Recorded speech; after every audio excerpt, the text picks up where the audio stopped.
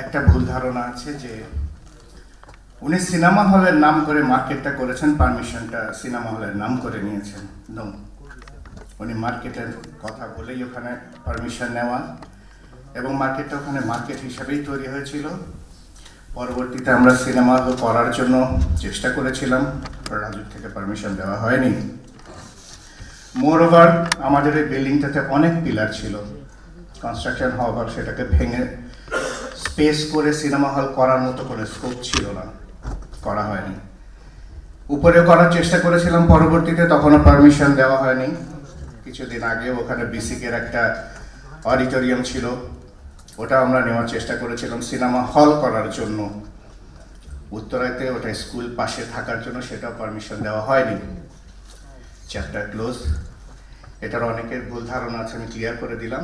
রাজ্জাক সাহেব 2 নম্বর করে মার্কেট বানাননি, রাজ্জাক সাহেব 1 নম্বর করেই মার্কেট বানিয়েছিলেন। রাজ্জাক সাহেব যদি 2 নম্বর করে বানাতেন তাহলে উত্তরায় লক্ষ্মীগঞ্জ আরো 4-5টা থাকতো, মার্কেট আরো 4-5টা থাকতো। করেননি। আমরা সব থাকবো বলে আমাদের এত বড় একটা বাড়ি ছিল, ব্যবসায় লস করার পরে ব্যাংকের মাত্র 4 কোটি টাকা লোন আমাদের ডেফার ছিল। আমরা বললাম যে না, আপা বললো চলো আমরা নতুন করে শুরু করি। বললাম না, দরকার নেই, বিকজ লাখ লাখ কোটি কোটি টাকা মানুষ মেরে দেয়, ওটা নিয়ে আবুল করিম গফুর কেউ কোনো কথা ওঠে না কখনো।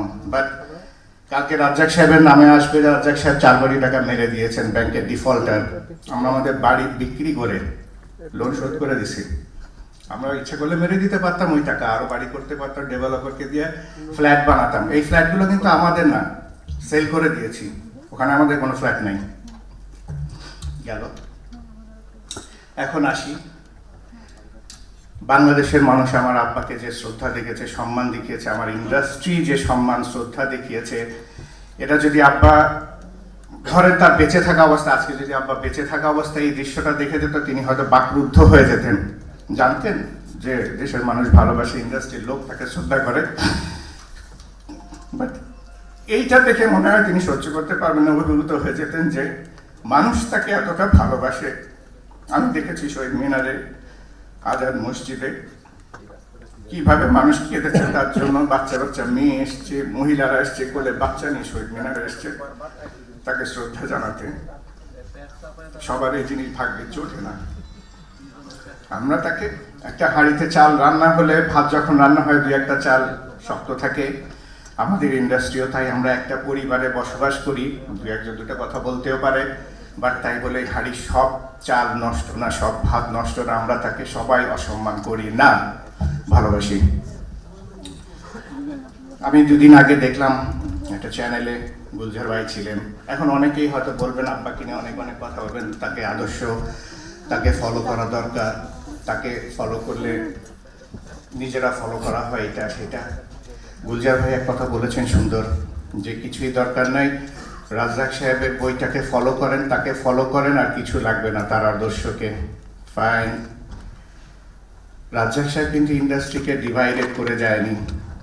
রাজ্জাক সাহেবের আমলে, এখানে উপস্থিত আছেন, পৈতৃক সূত্রে আমি ইন্ডাস্ট্রির ভাতিজা। সবাই সিনিয়র জুনিয়র হিরো হিরোইনকে আপা বলে, ভাই বলে, কিন্তু আমি সবাইকে চাচাই বলি, বিকজ এটাও আমি পৈতৃক সূত্রে পেয়েছি, আমি ভাতিজা। আমি ভাই হতে পারিনি কারো, এখনো ভাতিজাই। আব্বার সময় আলমগীর সাহেব ছিলেন, ফারুক সাহেব ছিলেন, সোহেল রানা সাহেব ছিলেন, সবাই যার যার জায়গায় সুপারস্টার ছিলেন। আব্বা নায়করাজ ছিলেন, কিন্তু কেউ ফ্লপ ছিলেন না, তার তার জায়গায় সবাই সাইমালটেনিয়াসলি তখন ইন্ডাস্ট্রিটাকে আমাদের এগিয়ে নিয়ে গেছেন। কেউ কখনো ক্ল্যাশ করেন নাই।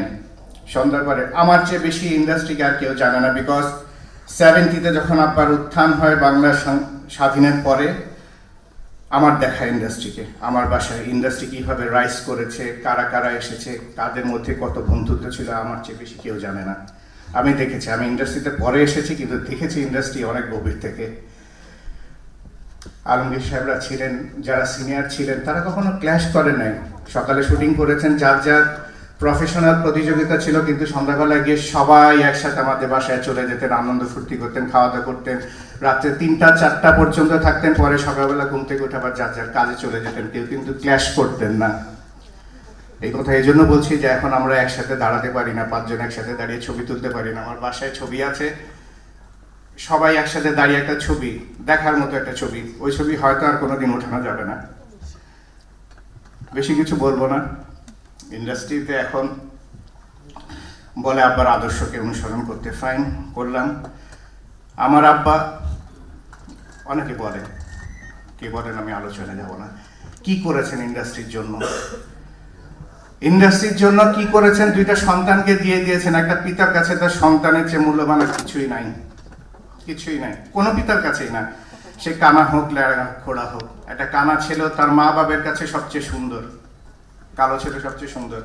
আমরা দুটো ছেলে ইন্ডাস্ট্রিতে এসেছি, আর কিছুই করিনি, অন্য কোনো ব্যবসা করিনি। বাবা আর এক ভাই ছিল, সে তার চেহারা ছিল না, হাইট ছিল না বলে হয়তো সে যদি আমাদের মতো হতো, হিরো হওয়ার মতো যোগ্যতা থাকতো, তাহলে হয়তো সেও হিরো হতো।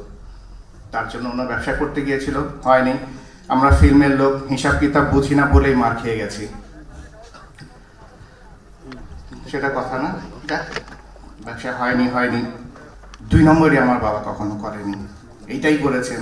ইন্ডাস্ট্রিতে আরো অনেক লোক আছেন, অনেক ডাইরেক্টর আছেন যারা তার ছেলেদেরকে ডাইরেক্টর বানাননি, অনেক আর্টিস্ট আছেন যারা তার ছেলেদেরকে আর্টিস্ট বানান নাই, অনেক এডিটর আছে যারা তাদের ছেলেকে এডিটর বানান নাই, অনেক ডান্স ডাইরেক্টর আছে যারা তার ছেলেদের ডান্স ডাইরেক্টর বানান নাই। আমার তার দুটো ছেলেকে পরিচালক বানিয়েছেন, আর্টিস্ট বানিয়েছেন, প্রযোজক বানিয়েছেন, এবং আমাদের উত্থান এবং পতন এখান থেকেই ফিনিশ।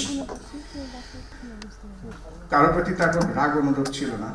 সেদিনকে আলমগীর চাচা সামনে ছিলেন, আমি বলেছিলাম, এই জন্যই বলেছিলাম, আমরা রাগেতে বলেছিলাম আব্বা বলে গেছে এফডিসিতে নিতে না। আব্বা এত ছোট মনের মানুষ ছিল না যে বলবে যে আমাকে এফডিসিতে নিস না। আমরা রাগ করে বলেছিলাম, যখন এইটা নিয়ে চেঁচামেচি শুরু হয়ে গেছিল, একটা জিনিস সেটেল হয়ে গেছিল প্রোগ্রাম, তারপরে যখন গন্ডগোল হলো, এইটা নিয়ে তো ইস্যু করার দরকার নেই। রাজ্জাক সাহেব এফডিসিতে আসবেন এটা ভাবা যায় না, আর রাজ্জাক সাহেব কখনো বলবে না আমাকে এফডিসিতে নিয়ে যাস না।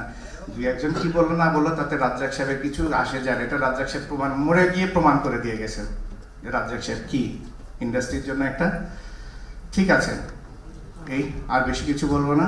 আমি বেশি কিছু বলে থাকলে, বেশি আতেলগিরি করে থাকলে প্লিজ আমাকে মাফ করে দেবে।